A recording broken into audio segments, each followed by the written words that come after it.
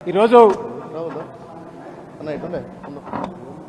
పెద్దలు కాళోజీ నారాయణరావు గారి జయంతి సందర్భంగా బీఆర్ఎస్ పార్టీ కేంద్ర కార్యాలయంలో ఘనమైన నివాళులను అర్పిస్తూ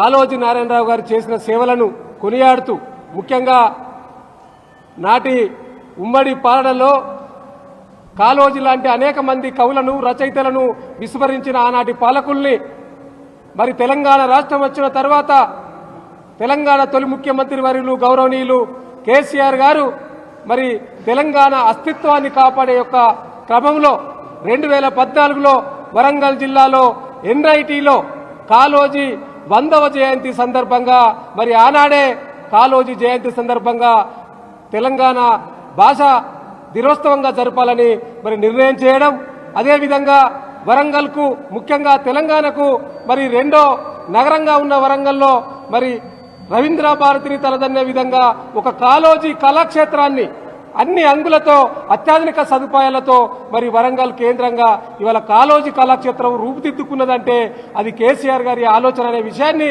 ఈ సందర్భంగా చెప్పక తప్పదు.